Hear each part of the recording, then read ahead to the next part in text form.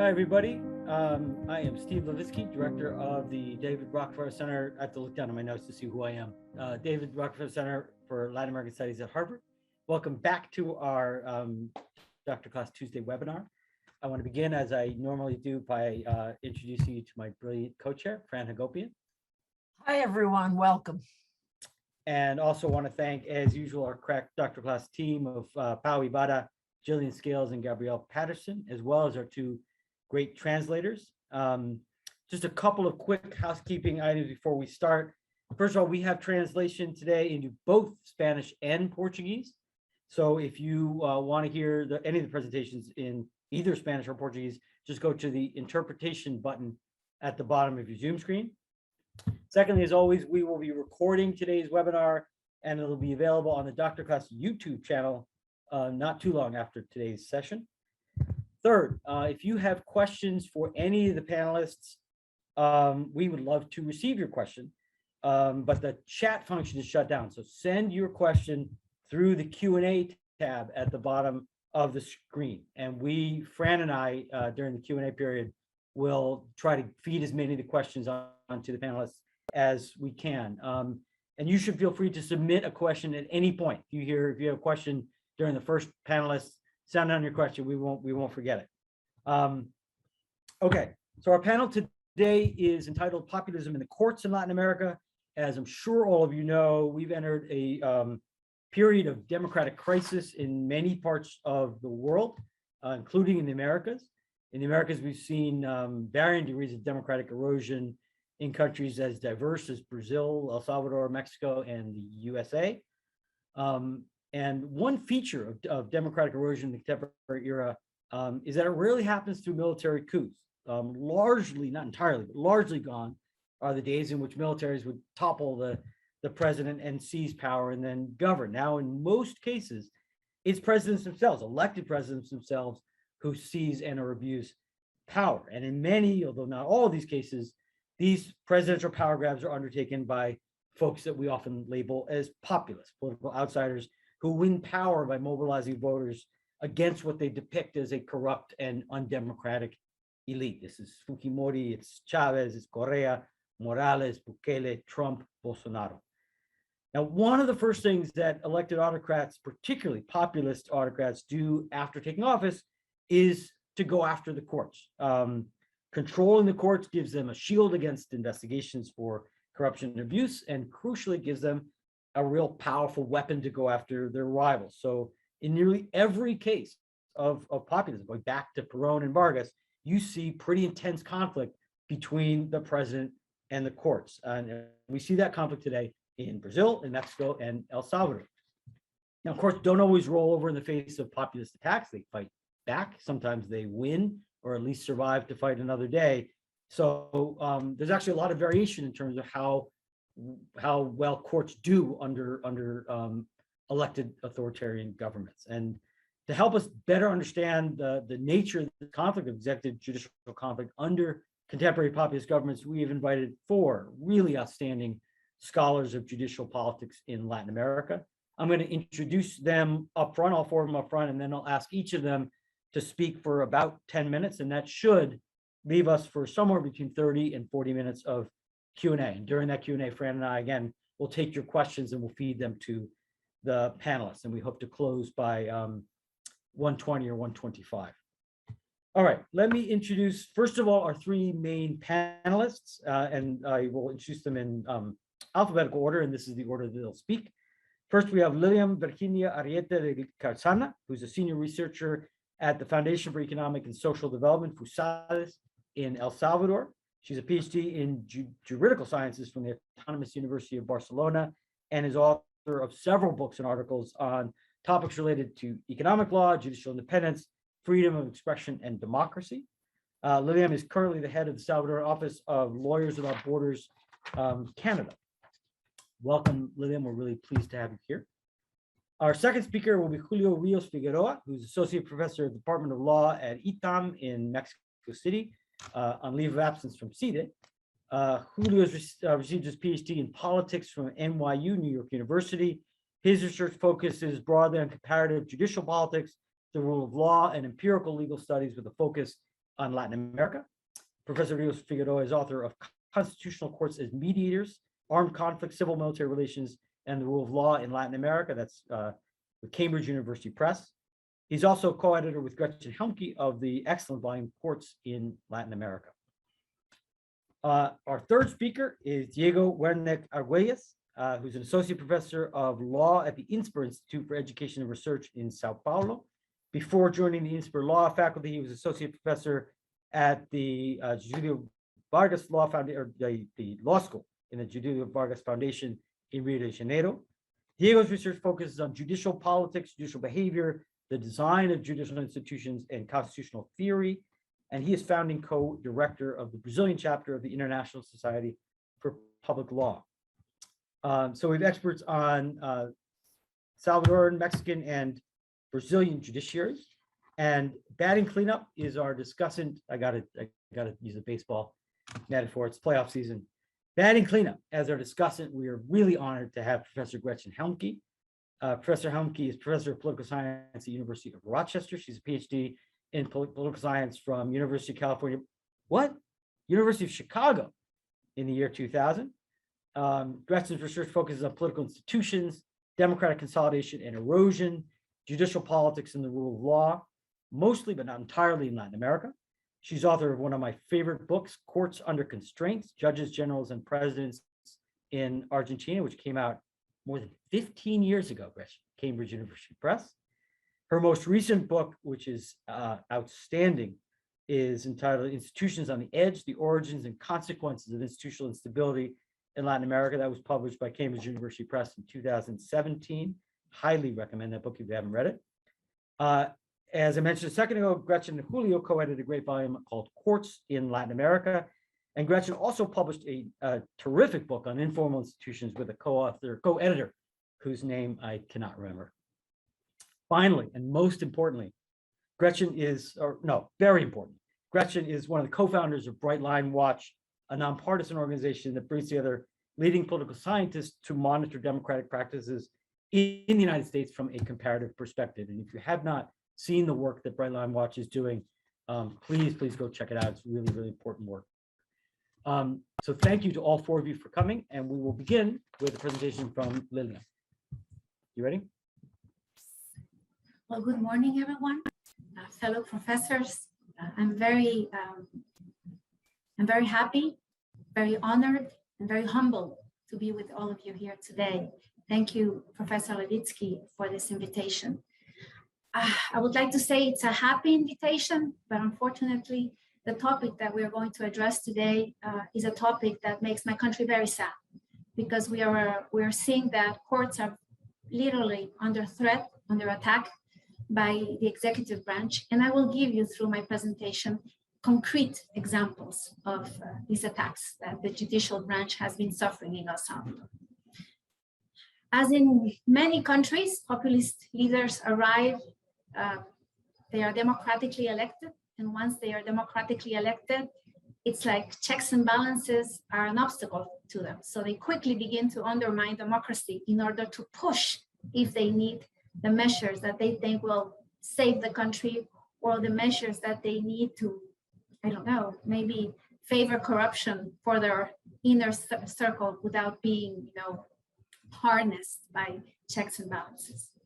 In any case, most populist leaders have a common trait. They often are very good communicators, and they often have a state-of-the-art communications apparatus that helps them become very popular and stay popular even when they undermine democracy. If you have read Ace Temelkuren's book, 7 Steps to Lose a Country, this Turkish political journalist, she speaks of a very particular trait that populist leaders have. And it's the fact that they do not speak to the people. They do not speak with the people. They speak for the people. Populists, what they want to convey is a message that they are the people. And this particular trait has been abused by our president and by his representatives in Congress, because in the our last legislative election, Bukele's party won 56 seats and out of 84, And with their closest ally, they have 61 out of the 84 seats in our Congress. So they can practically approve any law that they want or any measure that they want. As in many other Latin American countries, the control of the court has been very important in order for populist leaders to stay in power longer than the constitutions allow. We saw how Hugo Chavez interacted with his Supreme Court in Venezuela. We have seen how Ortega has controlled the court. We have seen also how Evo Morales tried to stay in power, even though after the referendum, the people said no. Well, the constitutional chamber said that referendum was not, binding, so he could run for a fourth re-election. In El Salvador, what we have seen is that this president is willing to go very far and very fast. And as Professor Levitsky was saying at the beginning, well, populists need to control two institutions. First, the military, especially in Latin America, because this is a way to ensure that they will not be overthrown.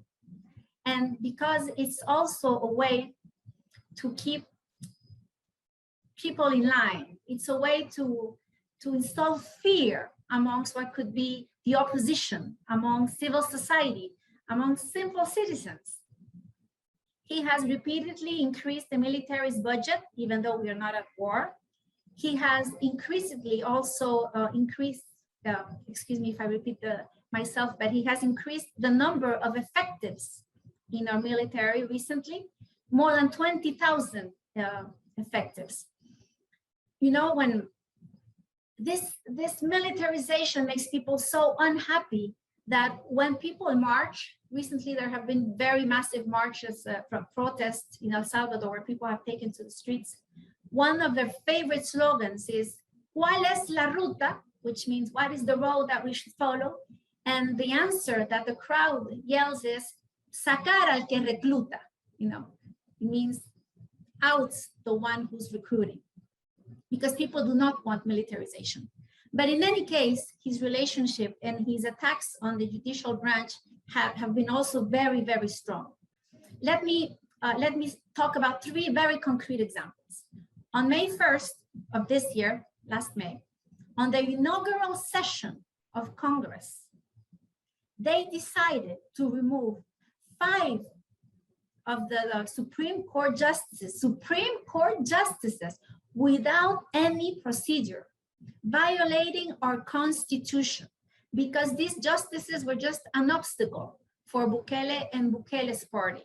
And when confronted by the people, by international community, why they did it, they said, well, we speak for the people. We are the people. This is what the people elected us to do. So please let us do what the people elected us to do. Then at the end of June of that same year, they had the chance this time to appoint 5 new justices, again, for the Supreme Court of Justice, because let me make a pause here. The Supreme Court of Justice in El Salvador is integrated by 15 justices. They do not hold life tenure, like in the United States. Their term is for 9 years. But during those 9 years, they have judicial independence and they also have stability. They cannot be removed unless they are impeached, but there has never been a justice of the Supreme Court impeached in this country. In any case, without impeachment, without proceedings, only because they had the majority in Congress during the inaugural session, Bukele's representatives in Congress removed the first 5 justices, and then at the end of June, the term of 5 new justices came to an end, so they had the opportunity to appoint 5 new justices. There's a procedure established in the Constitution, and in El Salvador, Congress has the last word. The procedure is very complex. There's the Bar Association that intervenes. There's the National Council of the National Judicial Council that also intervenes. I mean, I will not go into detail of the procedure for appointing Supreme Court justices in El Salvador because it's very long and very complex. But at the end, the 5 justices that are renewed every 3 years are elected by Congress. They have, however, to elect them based on moral solvency. I mean, they have to show that they have, I don't know how you say this in English, moralidad notoria, that they have integrity. And they also have to show that they have the competence to assume one of the highest ranking judicial, positions in our country. In any case, Bukele's group in the assembly, in the National Assembly, had the opportunity to elect these 5 new justices. They did not follow the procedure. They simply appointed the 5 justices that they thought were going to be less likely to be independent. And so Bukele and his party have now appointed 10 out of the 15 justices of the Supreme Court of Justice. And if you want, during the Q&A session, I can go into detail on some very disturbing rulings that we have already seen from the Supreme Court of Justice. Let me just quickly tell you about two other attacks just another attack. At the end of August of this year, Congress enacted a law that sent more than 150 judges to early retirement. This is unconstitutional because it is the Supreme Court that has the power in El Salvador, according to our constitution, to appoint and remove judges, not Congress. However, since they have the majority and they already control the constitutional chamber of the court, there was no checks or balances that could react before this measure. So as you can see, he removed all of the justices from the constitutional chamber. He appointed 5 new justices with his party in Congress, obviously not by himself. And he removed more than 150 judges recently. He sent them to early retirement. These new justices have been replaced. And we have also seen disturbing rulings from these new justices. So before I finish, I would like to end on a technical and a personal note. On a technical note, I would like to quote the latest Latino Barometer report and what it says on Bukele. It says that Bukele has shown that democracy goes as far as it works for what he needs. And when democracy does not work for what he needs, he imposes his measures by force. El Salvador is a serious candidate to become a populist autocracy with high levels of support from the people, similar to the initial characteristic of Hugo Chavez. That report just came out about 15 days ago.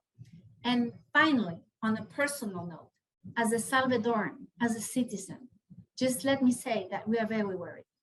We are very worried because if there's no judicial independence, if there are no checks and balances, and if Bukele controls the military and many other powers, no rights are accounted for, no Salvadoran is safe. So thank you very much for the opportunity to very briefly tell you what's going on with the judicial branch in El Salvador under Bukele. Thank you very much. Thank you, Professor Arrieta. Unfortunately, a pretty somber situation, but we appreciate your intervention. Our second speaker is Julio Rios Figueroa. Julio, ready to go? Thank you very much, Steve. Thank you very much for the invitation. It is a real pleasure to be here today. My presentation is divided in 2 parts. In the first half, I will talk about the topic of today's seminar in general terms, just to be clear regarding the framework that I am using to analyze it. And in the second half, I will focus on what has happened in Mexico since July 2018, that is, since the electoral victory of President Andrés Manuel López Obrador and his party, Morena. So first on populism and constitutional democracy. The literature on this topic is vast and dense. Within it, I find the recent book by Nadia Urbinati, Meet the People, particularly clear and helpful. So what follows is a very basic framework to try to understand the role of courts in populism based on my reading of Professor Urbinati's book. So populism is a phenomenon that first originates in a democracy, specifically in a constitutional democracy, a regime that has at its core a tension between stability and change. In this regime, the democracy part refers, of course, to the power of the majority embodied in the government that seeks change according to an electoral mandate. And the constitutional part refers to limits on that majority, a set of principles and rules embodied in the Constitution that seek to prevent the abuse of power. So in normal times, the direction of a given society is determined by the succession of different majorities or coalitions that govern according to the Constitution and the rules. Sometimes, however, for different reasons, a majority bursts into the political space guided by a charismatic leader who identifies this majority with the people and blames the corrupt elite for favoring an unjust state of affairs, for boycotting changes that the people need, And in essence, this is populism, according to Nadia Urbinati, a phenomenon, as I said, that originates under a constitutional democracy that combines three necessary elements. Without one of these, we don't have populism, according to her. First, a charismatic leader, legitimately and legally elected. Second, a binary discourse distinguishing between the good people and the corrupt elite. And third, the leader that, as Lilliam was saying, that the leader identifies himself as the vehicle through which the people will obtain just changes that have been thwarted by the elite. Now, importantly, in this framework, populism is unstable. It is a transitory phenomenon. Governing and the simple passing of time take a toll and wear down populism's constitutive elements. The charismatic leader progressively loses credibility, and the once fresh majority increasingly becomes the new establishment, the new elite. Then an election comes, and with it, an updated version of the clash between change and stability that is at the core of constitutional democracy. Now, populism is transitory, but where does it lead to? And the answer is to a crossroads, according to Nadia Urbinati, towards an authoritarian regime if the erosion of intermediary institutions or the concentration of power in the leader consolidate, or on the other hand, towards a reinvigorated constitutional democracy if the counter-majoritarian elements are strong enough to resist the attacks and, very importantly, the political system incorporates the legitimate demands raised by the majority that elected the charismatic leader. So in a nutshell, populism is a phenomenon that can either revitalize or kill a constitutional democracy. So what about the courts? Courts are key actors here, both in the development and the destiny of populism. First, because once the charismatic leader assumes power and unleashes the polarizing discourse, it is precisely the judiciary, the actor that can stop unconstitutional attacks on courts, on opposition actors, autonomous institutions, the free press, NGOs, etc. By the same token, this is precisely why populist leaders go after the judiciary in the very first place.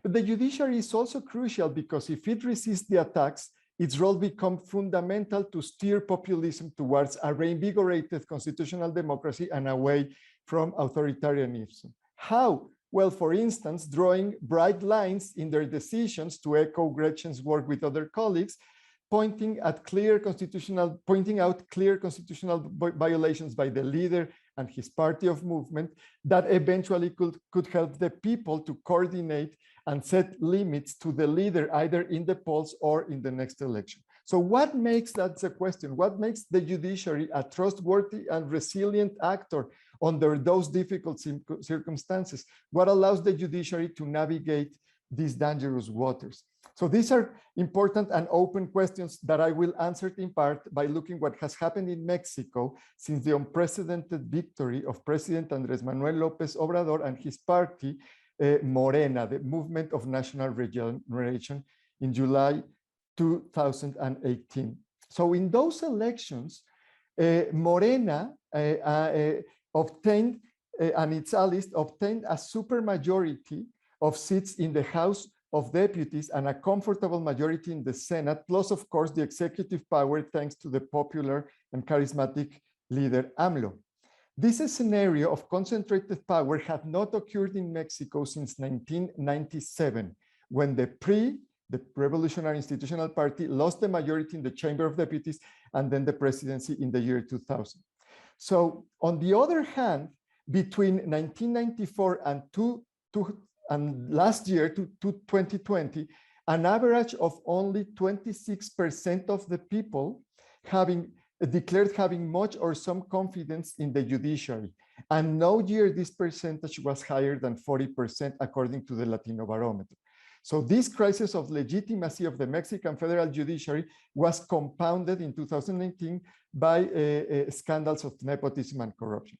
So this is the problem. Under unified government and a legitimacy crisis, the judiciary is in a very precarious situation in Mexico and elsewhere. When the executive power faces weak legislative checks and the judiciary enjoys weak popular support, it is more likely that any government will fall to the temptation to intervene in the institutions of the justice system and try to accumulate more power. And this is what we have seen in Mexico since the very first day when this government assumed power. Specifically, in these 3 years, we have seen the following actions from the executive and his party regarding the Supreme Court and the federal judiciary in Mexico. First, frequent hostile language, even insults towards specific judges and in general towards courts and the judiciary during President López Obrador daily 2-hour-long morning conference. Legal and constitutional initiatives aimed at weakening judicial independence, more than 100, including one creating a third chamber in the Supreme Court and packing it with loyalists. Budget cuts to the judiciary, a total of 15% reduction in 3 years. Institutional capture and cooptation, one forced resignation of a sitting justice on the Supreme Court in October 2019, and rushed, careless, and in some instances, very questionable appointments to the Supreme Court and to the Judicial Council. Political and media pressure on specific lower court judges who decide cases against the interests of the government. So this is like a not good list. And this hostile rhetoric and the specific actions, of course, affect not only the specific judges involved, they also send a chilling signal to the rest of the members of the judiciary. So how has the Supreme Court and the judiciary reacted? In January 2019, the Supreme Court elected a new Chief Justice, Arturo Saldívar, the first Chief Justice who comes from outside the judiciary. He was a successful private lawyer before his appointment to the Supreme Court in 2009. Chief Justice Saldívar has been highly receptive to President López Obrador criticisms of the judiciary, according to not few observers, perhaps too receptive. In the political context described before, Chief Justice Saldívar has displayed a proactive attitude with the explicit double intention of addressing the sources of the judiciary's legitimacy deficit and to prevent a legislative and constitutional intervention from outside the judiciary. So the most relevant proactive measures include a self-reduction of salary for justices, 25%, controversial decisions in favor of López Obrador's agenda. The most relevant was a decision on whether past presidents should be investigated and punished for corruption, and the promotion and defense of a constitutional reform sold as a self-reform by Chief Justice Saldívar that, among other things, concentrates power at the top of the judiciary, the Supreme Court and the Judicial Council, in order to combat nepotism and discipline lower court judges. But the Supreme Court has also been reactive, or better said, passive, regarding many relevant political issues. In other words, the Supreme Court has not decided in these 3 years many highly relevant political cases that have been advanced by the government of López Obrador and challenged before the court. Among them, chiefly, as Lilliam was saying, many challenged decisions regarding the progressive militarization of not only public security in Mexico, but now also many relevant areas of civilian government, including customs, for instance, and the building of infrastructure in many areas. And many also challenged decisions regarding the erosion of state capacity in many areas, from science to health, due to the politics of austerity of this government. So I am finishing now. Have the Supreme Court and the judiciary effectively navigated these troubled waters, picking cleverly the battles it can fight? Or has the Supreme Court and the judiciary, led by Chief Justice Saldivar, basically have subordinated itself to the government?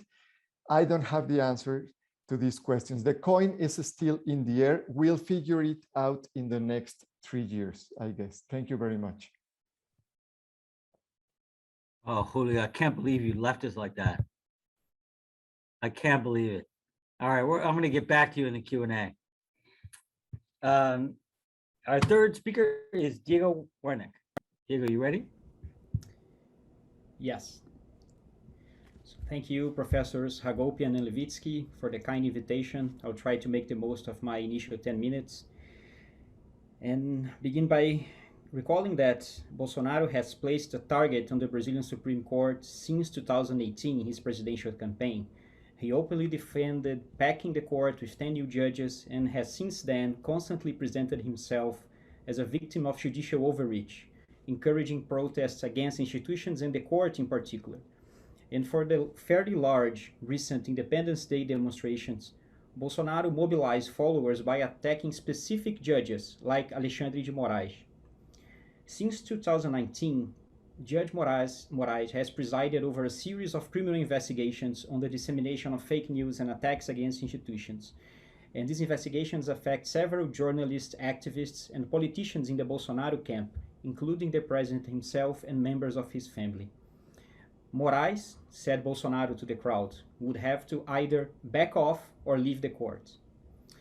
In these more than 3 years of public threats, what has Bolsonaro actually accomplished? He has mainstreamed illiberal positions on the separation of powers, that's true, but so far he has been unable to curb, pack, or reform the court. And moreover, inside the court, no other president since democratization has suffered so many defeats in judicial hands, both against his policies and against his allies. So I argue that this is a case of relative success in judicial resistance against a populist president, and 3 factors help understand it. First, Bolsonaro's own stance in the pandemic. We have more than 600,000 deaths due to COVID-19, and we are definitely a tragic case. But things would be even worse if Bolsonaro had his way. From day one, he has been a denialist of science, of the public health risks, of the official number of deaths, of the efficacy and safety of vaccines, but most surprisingly, he was an unlikely denialist of executive power. He fought in court against the legality of imposing public health measures like mandatory vaccination and social distancing, claiming they would infringe on people's liberties. And on the court, he lost all such battles. A united court affirmed, for example, that local governments could adopt restrictive measures even against the federal government, considering available scientific evidence, international guidelines, and local realities, as well as imposing restrictions on people who did not get vaccinated. And this is important because historically, the Supreme Court has seldom blocked the federal executive's policies or sided with the states against the federal government. Ironically, this aggressive, illiberal president made it easier for the court to check him more aggressively and often unanimously. If Bolsonaro had decided to aggrandize central executive power instead of campaigning for a radical laissez-faire, supposedly towards herd immunity, things would have turned out differently. But he placed judges, public opinion, and most mainstream politicians on the same side during the pandemic. As we speak, a Senate investigation committee formed to investigate governmental mishandling of the pandemic, initiated last April, is preparing its final report. A report that will likely recommend criminal prosecution of key players in the Bolsonaro government and perhaps the president himself. So the second factor, the STF's the STF is the acronym for the Brazilian Supreme Court. We'll just call it the court, make it easier. The court's main resource against Bolsonaro has not been judicial review, I would argue, but rather its criminal jurisdiction. The court is a multifaceted institution. It's a court of last resort for appeals, a constitutional court with the power to decide abstract review challenges, but it's also, most importantly for my point here, a supercriminal court with the sole jurisdiction over criminal investigations and proceedings against all senators, deputies, and ministers of state. The court has actively used these competences in the last decade, and in the last few years, several politicians were arrested while in office on the court's orders, and many of them are currently defendants in criminal lawsuits. We should therefore expect the political class to mind their steps in Brazil when attacking the court. And I guess a good paper on this issue could have the title, "Neither Purse Nor Sword, Only Handcuffs," or "The Handcuffs Are Mightier Than the Pen." For Bolsonaro, the court's criminal jurisdiction hits close to home. He will probably face several lawsuits if he leaves office, and his current electoral prospects are bleak. At least one of his sons has constantly appealed to the STF to block corruption charges against him in the lower courts, and Bolsonaro himself is under investigations for interfering with the federal police, allegedly to get information on police operations against his family and allies. Anti-establishment leaders with a criminal lawsuit backlog to deal with must tread carefully if they want to attack judicial institutions. In Bolsonaro's era, the court expanded its criminal powers.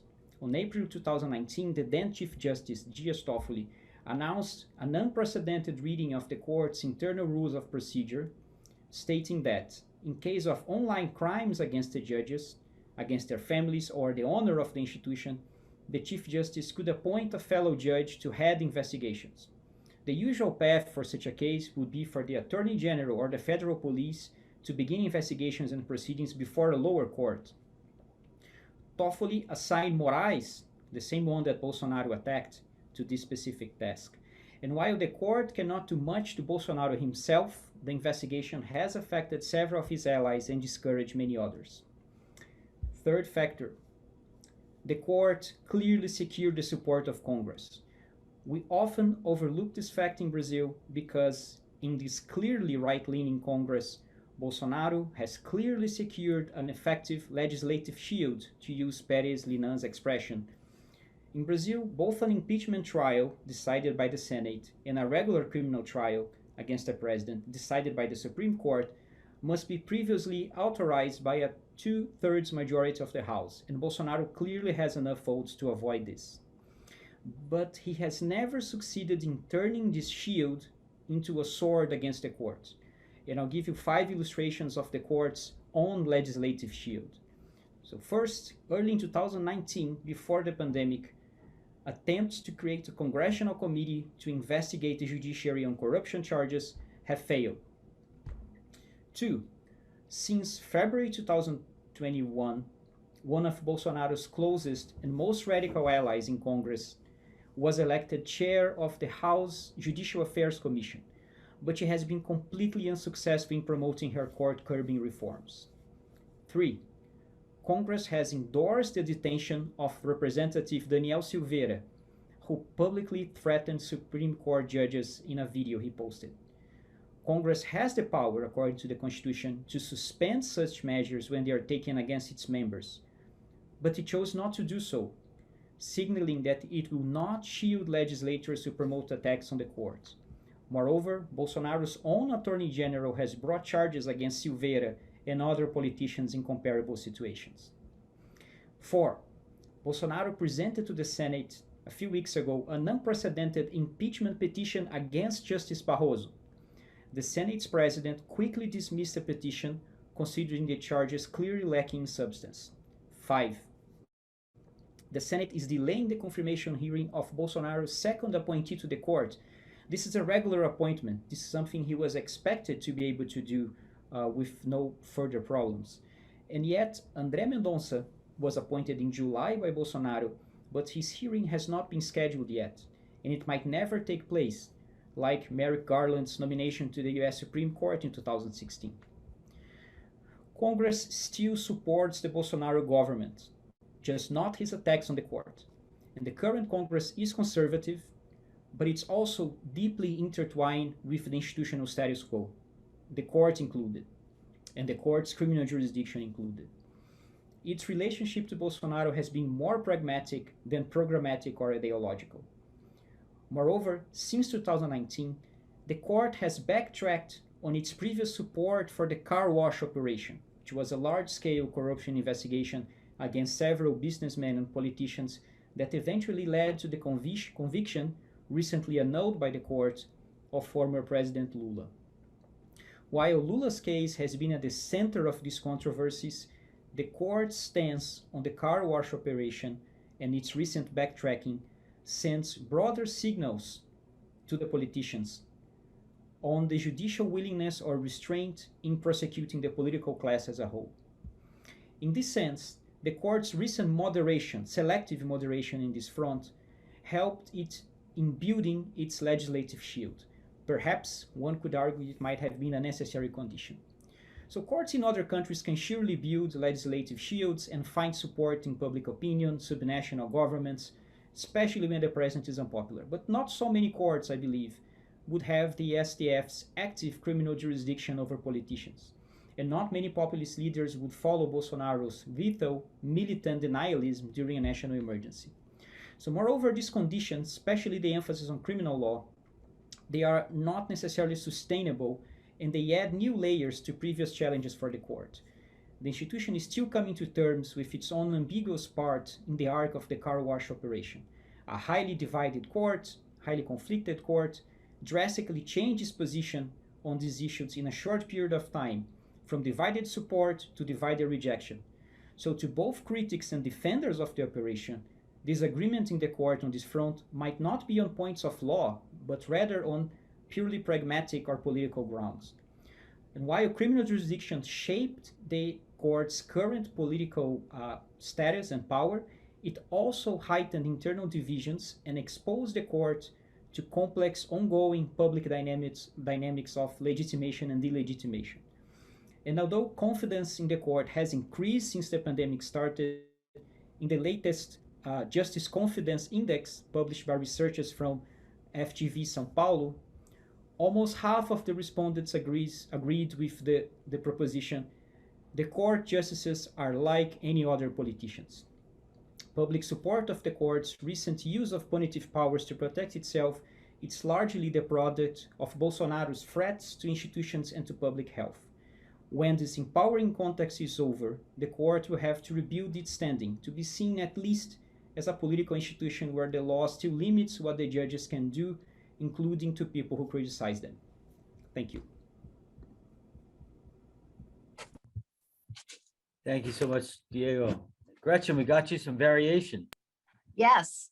So our discussant is again Professor Gretchen Helmke. Thanks, Gretchen. Great. Thank you so much for including me in this really interesting discussion. These are all fascinating case studies, and as Steve said, there's a lot of variation that we can draw out of just these three cases. But what I wanted to do is, I guess, step back a little bit and think about putting them in this broader context of democratic erosion that comparative scholars are talking about, that Americanists are talking about, and see if we can draw out some common lessons here. So I think one of the points I would start with is that while this phenomenon of democratic erosion seems to be sort of sweeping over the globe generally, it's really been taking place in Latin America, on and off since the third wave of democratic transition. So these are recent and compelling and important cases, but certainly there are parallels with earlier democratically elected governments. Steve mentioned Perón, obviously Fujimori is an example of this, as well as Chavez, Morales, Correa. So these are not, singular cases. This is a phenomenon that keeps plaguing Latin America. So my point here is that scholars who are studying other parts of the world really need to pay attention to Latin America to try to understand this phenomenon of democratic erosion. The other thing that I think these cases raise that's really interesting to think about is how exactly mechanisms of pushback either succeed when these elected leaders try to attack courts, or how they fail. And I think that there are multiple mechanisms that we can look at. So one is sort of the incentives and the trade-offs that leaders themselves face in going after courts. Another is, the incentives that their co-partisans face in going along with the leaders. And I think Brazil is a really interesting case of this, where the allies of Bolsonaro are willing to go along with some things, but not everything. And that seems to be a really important factor in some of the resilience that we see in the Brazilian case. Another set of actors that's really important is the opposition, what the opposition does in response to these attacks. And I think it's a really complicated, difficult position that oppositions are placed in, particularly when they're operating in a context where the legitimacy of the court is sort of rightfully low, where there has been a long history of corruption or poor performance by the judiciary. The opposition's in a very difficult position. And then finally, I want to really highlight the role that the public should play, but often doesn't play. And by should play, I mean in a kind of sense of how we think about it theoretically and normatively. But when rubber hits the road, the public is often a very weak sort of shield against these attacks occurring. So let me start then with the leaders themselves. And I think the way that this is increasingly described is that there's a kind of autocratic playbook where leaders come into office and there's almost a blueprint for how they realize their ambitions of becoming populist. And a big part of that is going after courts sort of aggressively and early, right? Taking out the referees. And there are a lot of reasons why they would benefit from doing this. I do think it's important, though, to sort of have in mind that at least in some of these earlier examples, what looks like a playbook to us now may not have been as well thought out a plan at the beginning. Some of these decisions are sort of being made on the fly and in response to what the court itself is doing. So, for example, in the case of Peru, and Steve could correct me on this or add to this, my understanding is that the judges that were facing Fujimori when he came into power were vetoing a lot of the things that Fujimori was doing. So whether or not Fujimori would have launched the auto golpe or a sort of more petite coup that was just focused at the judiciary, I'm not sure that would have happened had the judges themselves not been so oppositional from the start of his term. So one reason or one motivations that leaders engage in this is that they just want to kind of clear the way for passing their own policies.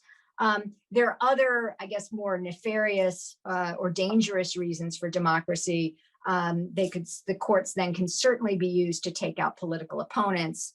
And weaponizing the courts is something we see repeatedly happening in places like Venezuela and Bolivia. It's also a way of leaders to cling to power, right? And in many, many cases, the courts are explicitly ruling on decisions about whether the politician can run for another term. I think this just happened in El Salvador. So it almost seems as though there are no trade-offs that leaders face in terms of, why wouldn't you always just sort of go after the court? And I think what I want to do is I want to remind us that there's actually a really deep literature on authoritarian governments about why judicial independence can actually be very beneficial for dictators, and kind of bring this into dialogue with some of the scholarship on democratic erosion that just makes it seem like leaders have nothing to lose by going out after the courts. So there is, first of all, a lot of it hinges on how popular the courts are. So if courts have any legitimacy at all, and I know throughout Latin America, this is a stretch, but in places like Brazil, there's more legitimacy than elsewhere. It's going to raise the cost to any kind of would-be autocrat of going after the court. The other theories I think are actually worth thinking about those. So there's a theory that I believe Julio has done a fair amount of work on, where if you think you're going to lose power, you actually want to have some kind of independent court in place that's going to be able to check the successor government. So the calculus here for dictators is that they're sort of betting on the fact that if they seize control over the courts, that it's then going to endogenously lower the chances that they're going to be tossed out of power. Another issue that I think is really interesting and important to think about is, what are they calculating about what would happen to them if they go out of power? So what does their post-tenure fate and the danger of being prosecuted by a court, how does that shape their incentives around the judiciary? And I think it's actually more complicated than it seems, because on the one hand, they should want to create an independent judiciary that couldn't be weaponized by a future government.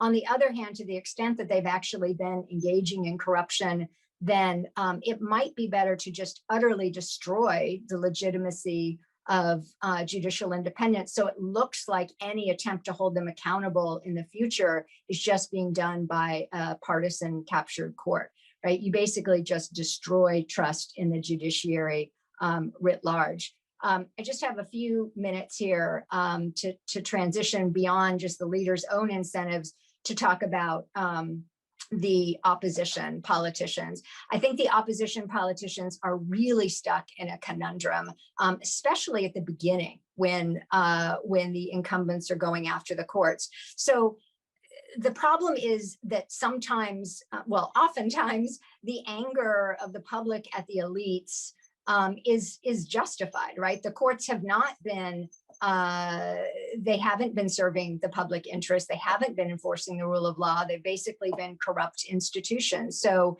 it's very difficult for the opposition to defend the status quo. It's essentially political suicide. Meanwhile, the more they oppose a new court and call it a partisan institution, the more they contribute to overall delegitimizing the idea that courts can ever serve this function as a kind of neutral third. So then any kind of nascent opposition that emerges on the court is actually kind of paradoxically undermined by the opposition going after the judiciary. So maybe the best role they can play is to try to have a seat at the table when the courts are being reformed. In a context like El Salvador, that's obviously impossible. With respect to judges, I think, judges are making decisions sort of on two levels here. They're making decisions in specific cases about whether to go along with the government or whether to oppose the government. And they're making decisions in terms of their institutional role more broadly. So the Mexican case, well, both the Mexican and the Brazilian cases are really interesting here. The El Salvadorian case doesn't really speak to this because the judges have been removed. But in Brazil and El Salvador, the judges really have to calibrate what they're doing because they're reacting constantly. And I think probably the best strategy is to take advantage of opportunities that open up if and when the government makes a misstep, to try to use that as a wedge for asserting more independence against the government. Finally, I just want to conclude by talking a little bit about the public.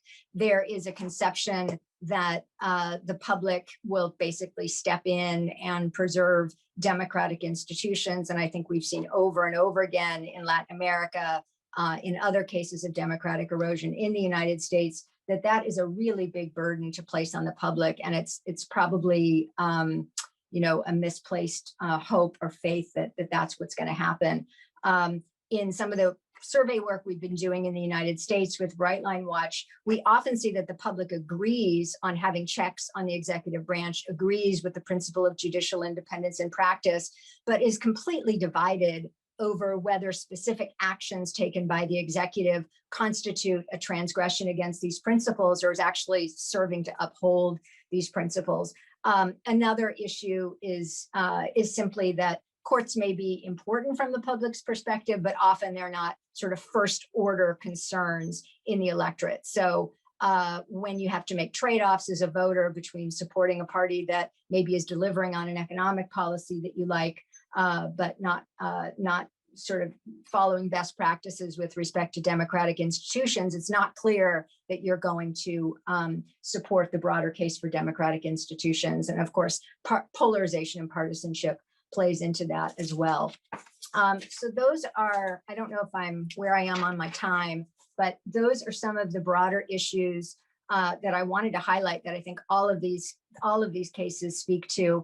I think a final sort of set of questions that come specifically out of these cases, and I'm thinking out of Brazil, is if the speakers could talk a little bit more about the role of judges in punishing corruption and impunity among politicians.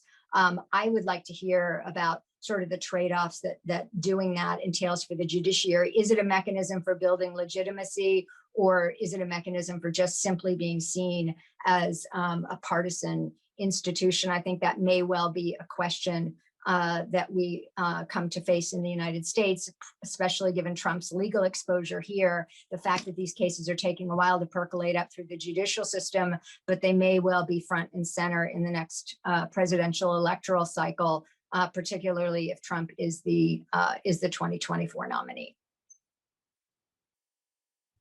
Thanks, Gretchen. Okay, you guys did pretty well. We left with about 30 minutes, a little less than half an hour for Q&A. So I'm hoping we can get through a couple of rounds, excuse me, of questions. So I'm going to relay 4 or 5 questions from the audience. Why don't we go through each? Some of them are directed to individuals. Some of them are broad and for the group. You all should feel free to answer whatever questions you want to. Do not feel compelled to answer all the questions. Just take the ones that you feel equipped to answer, and maybe take about, I know this is hard, but take about 2 minutes each. So let me throw out a few questions.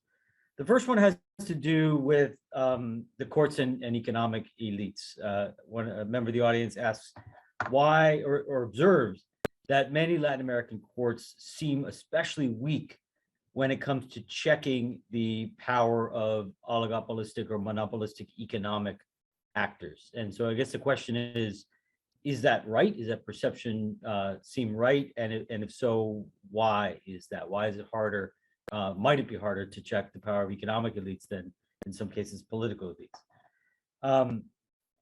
A second question is for Lilliam, and it challenges the notion that Bukele has been qualitatively different in his treatment of the courts than previous governments, and suggests that provocatively that Bukele is largely continuing practices that occurred under Arena and FMLN governments. So if you want to respond to that. Diego, there's a question about, and this is a broader question, but it's directed to Diego, about what the limits are of the court's actions in the face of a potentially authoritarian government. The Brazilian court in particular has been relatively proactive, and it's at times sort of adopted a kind of a heroic posture, taking on Bolsonaro. Are there ways in which courts may overreach, particularly in trying to preempt moves by the president? Gretchen mentioned Peru as a possible case of that. So that could be for Diego or for anybody.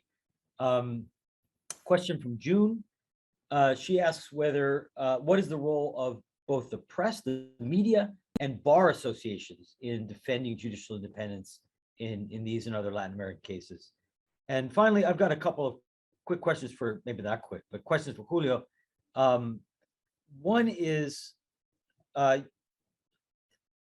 you mentioned this path, Julio, in which the courts may play a sort of a heroic role in revitalizing a constitutional democracy in a context of populism. And Diego sketched out a sense in which maybe that could be the case in Brazil. But I was, what cases do you have in mind? I can't think of a very long list of cases in which the courts were that successful.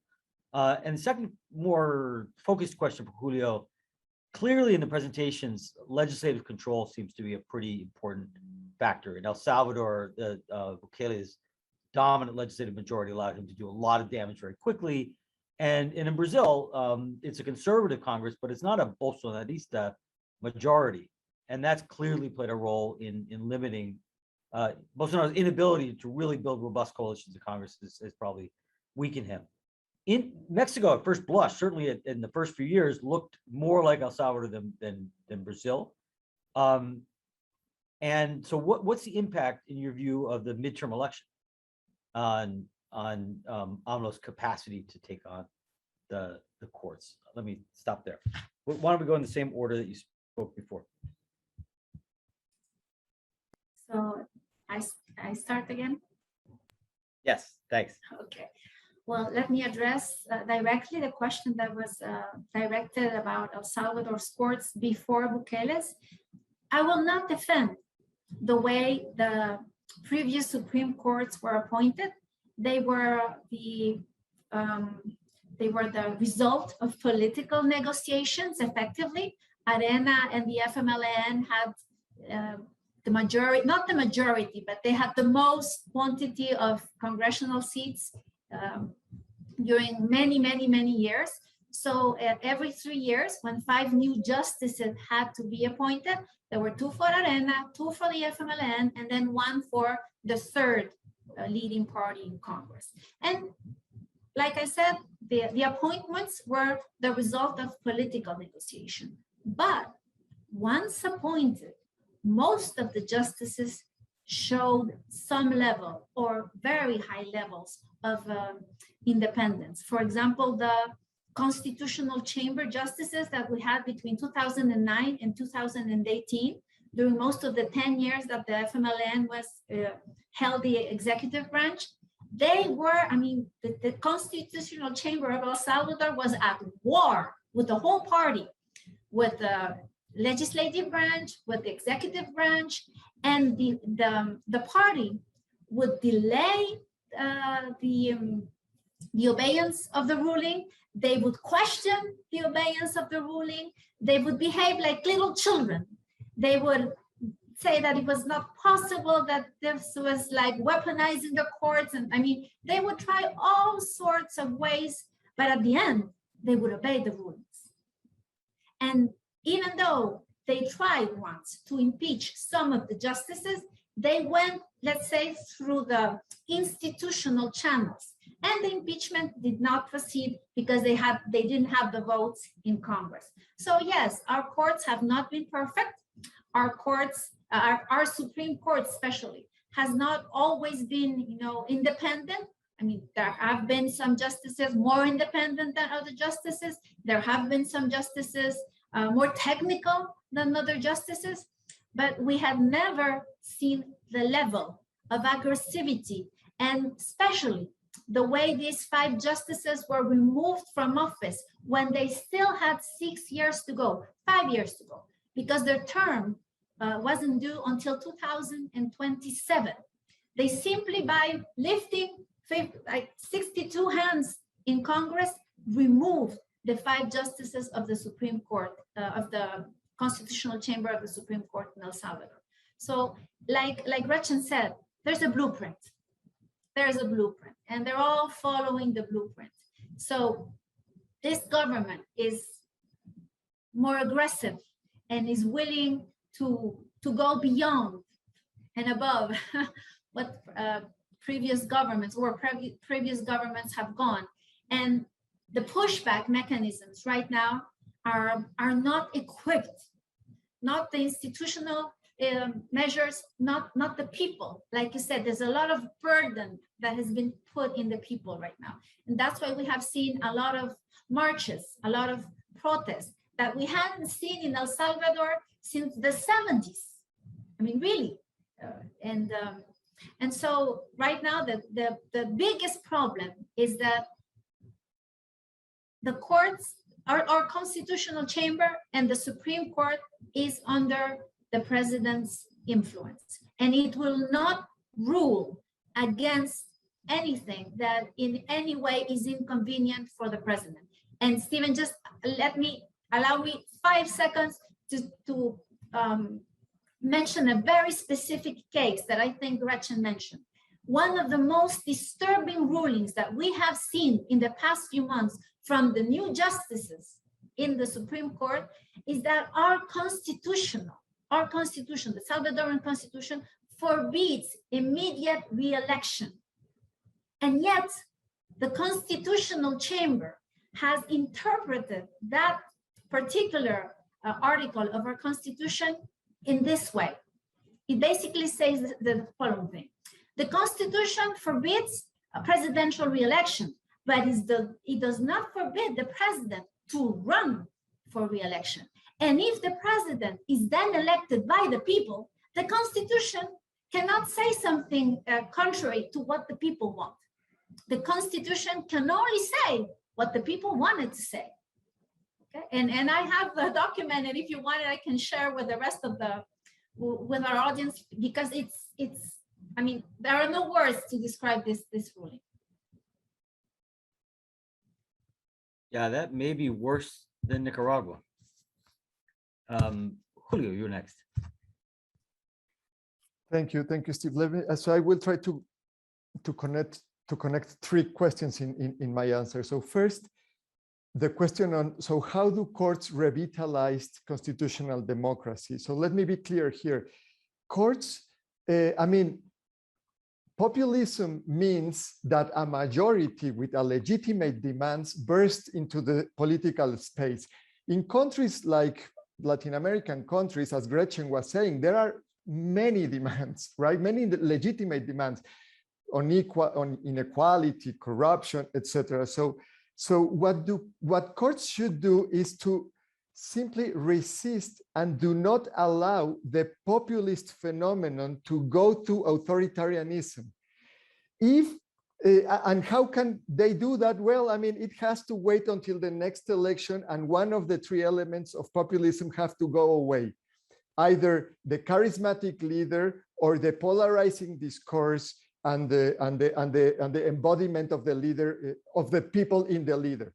So now, if that happens, then in the new election, a new party wins, a new president takes office, but without the whole package, no? And if they incorporate the demands, that's okay. I mean, it will be a revitalized democracy then. I mean, in Mexico, for instance, we have issues of corruption, we have issues of inequality. Mexico's president comes from the left in a sense. So, if he goes, I mean, if he is out of the political scene in 2024 and one member of his party wins, okay, I mean, that will be fine. It won't be populism anymore because nobody will be able to get away with what AMLO is doing. I mean, that saying that he is the people, the corrupt elite. I mean, I don't see anyone able to do that. So if the courts just manage to keep things so that we have elections and someone else wins, then they will help to build this revitalized democracy. So that it is not, they have to do their job in just keeping the limits, keeping things within the constitutional limits. The impact of the midterm election was interesting in this regard in Mexico because Morena still won majorities. AMLO still is very popular, but certainly they did not win as much as they expected. And especially in Mexico City, I think we can consider there was a defeat of Morena in different. So that has been interesting to see because the court is starting to be more proactive, limiting the government. I didn't speak about the electoral tribunal, but we are seeing reactions in the electoral court stopping some actions preferred by the government. Also, the Supreme Court is pushing a little bit socioeconomic rights that AMLO himself doesn't like very much. For instance, there was a recent important decision on abortion in Mexico. So the court is starting like very slowly, but starting to react as the power of the president fades down, and also as the election approaches. So that's why we'll see what happens. I mean, because also I don't know if López Obrador will consider like his job done by 2024. See what President Trump did before leaving office. I mean, they don't leave just saying, "Oh, okay, I lost, goodbye." They really like don't do that. And I think so. The last thing I want to say is the role of judges in punishing corruption that Gretchen mentioned. And this is in Mexico. AMLO comes from the left, right? And that is very important. I mean, that's why he's been able to push militarization. He's been able to like forced resignation of a Supreme Court. He's been able to do things that it was impossible to think about in Mexico. It's kind of only Nixon can go to China phenomenon, but in the opposite direction. It's only AMLO can militarize, and the left in Mexico don't say anything. I mean, they don't criticize him. I mean, they see it with good eyes, no? So that is weird, and that's the same with punishing corruption. He has taken the flag, the battle, the corruption as a flag to do all sorts of things, including eroding the capacity of the state in fighting, for instance, in COVID, in against science. I mean, he's really using the fight of corruption to concentrate power. And courts in Mexico, at least, have not done that. Whenever they stop the prosecutor, the attorney general, because they violate a lot of procedures, AMLO says, "Oh, you know, the courts are against corruption. The courts are against fighting corruption. The courts are," and this is because AMLO comes from the left. So I leave it here, but I think it is interesting that if we have regular elections in 2024 in Mexico, and the natural, wearing down of the government continues, probably the next president, even if it's from Morena or a she or a him, won't be able to push through this populist agenda that only happens when you have these three elements. Thanks, Julio. Diego? Thanks. So I'll begin with the question on the potential limits of the legal limits on what the court can do to fight the battle that it chose to fight with Bolsonaro. And if you take these investigations, they have a controversial legal grounding, as I mentioned, but when they began in 2019, it was not clear, not even for the government, that they would be used against the Bolsonaro camp, right? So it's as if the court was signaling, I need these to fight against some fringe attacks of these crazy radicals that are online. Yes, they are Bolsonaristas, but they are, Bolsonaro was not directly fueling these attacks. He was indirectly with his statements, but things changed in the pandemic in 2020 and 2021. He became more engaged with disseminating these attacks. And back then, the court was already criticized, and it first used this competence against a magazine, a news magazine. One of the first victims and targets of these investigations was not a state actor, a Bolsonarista, but a right-wing magazine that was attacking the court. And it was very controversial. But what happened since then, and here I get to the core of the question, is that the court was able to take something that was controversial in its beginning and normalize it through several different means. If you look at how these investigations have developed since then, you see that the Attorney General's office appointed by Bolsonaro has participated in many of the proceedings. The federal police has asked the court to authorize searches and seizures and arrests of people in the Bolsonaro camp. And even though Bolsonaro tells his followers that this is all the court's doing, it is not. It's something much bigger than the court. Of course, we can ask why the court was able to succeed in doing so. I'll get to some hypotheses briefly, but the court took something that initially began and was criticized for being an outreach to protect, just to protect itself, and turns it into a wider effort to protect democracy in 1 or 2 years. And so this is the first thing to consider. And to give just one more feature, I highlight something that I mentioned in the initial presentation.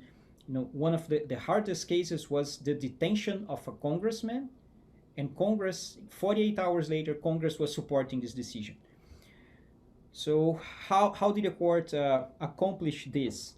So one interesting thing to consider, somebody mentioned in the comments as well, is that yes, I think it's also connected to the electoral prospects of Bolsonaro. As you know, as Lula entered the political scene again, things really changed.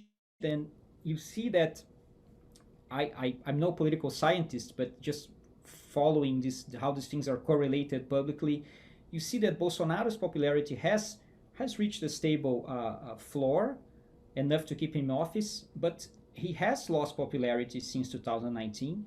He's one of the most unpopular presidents we have ever seen in Brazil.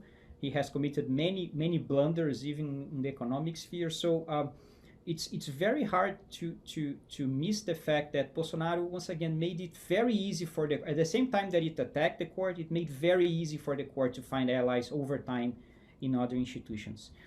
And of course, Bolsonaro will always present these things as being, you know, runaway judges who are out to get me, but things are much more complicated than that in practice. And that doesn't mean that I won't agree with the criticism that the original opening of the investigations, it had problems. I think it's important to emphasize that. Just as many other decisions in a democratic state we disagree with, and we think that they are legally shaky, and certainly that's not a sufficient condition for the court to lose completely its legitimacy. And regarding two more points before I conclude,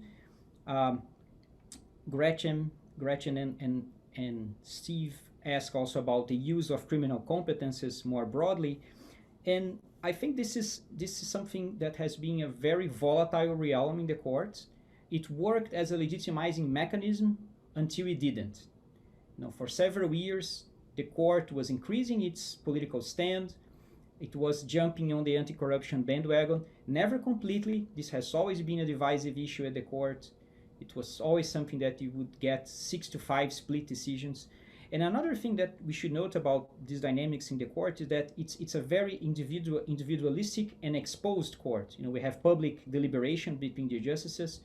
So over time, when you see highly divided decisions with judges who lose on a vote, accusing the winning coalition of being political, and then being accused by the other side of being political in a future case, we have seen this happening many things in the press in Brazil in the last few years. So over time, I would say that the dangerous dynamic that I try to describe is it becomes a matter of agreeing with the results of what the court is doing. I'm afraid the court is losing the capacity to say, hey, you might not agree with what I'm doing, but I'm somehow applying the law to these cases. So this is the challenge. And right now, the calibrating act that, to use Gretchen's word, the calibrating act has been who to go after, right?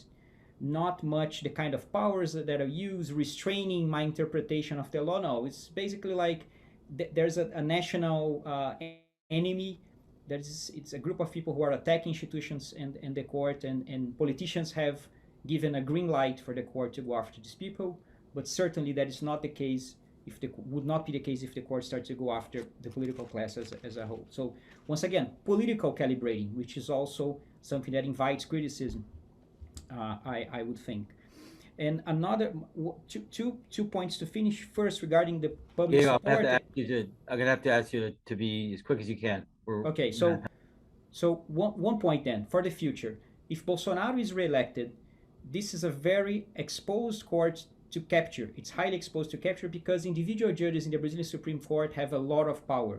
So Bolsonaro, with a single appointment, his appointee was already able to suspend nationwide all prohibitions on gatherings for religious purposes during Easter in Brazil. A single judge was able to do that. He lost in the majority vote the following week, but that was enough to create a national episode for Bolsonaro to rally on, and also probably had an impact on health as well. So to conclude, if a court is seen as this political, this pragmatic, and judges have this amount of power, if Bolsonaro has a couple more appointments, things might easily reverse to the other side in the next few years. Thanks, Diego. So this is going to be our only round, but let me give the final word to Gretchen. Thanks. I guess what all of this makes me sort of think about is if autocrats have a blueprint for going after courts, maybe we need to think about what the blueprint is among judges for resisting it. And I think what these 3 cases show is that there's a real danger to overshooting if they oppose sort of too vociferously and too obviously in the beginning. They can basically just be thrown off the bench, as in El Salvador. If they don't do enough, then they're basically letting the incumbent accumulate power, which is also a problem.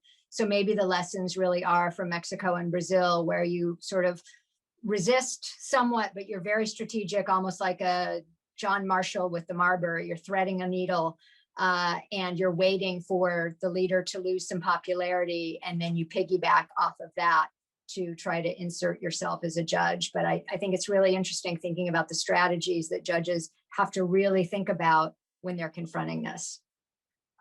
And that's it. Okay, I unfortunately need to close, but I first of all want to thank Lilliam, Arrieta, Julio, Rios, Figueroa, Diego, Werneck, Arguelhes, and Gretchen Helmke for taking the time and sharing your terrific insights with us. And I want to ask everybody to join us again next week when we'll have a panel on the clash between technocracy and politics in Latin America. So some pretty similar themes. Again, thanks to everybody, and see you next week.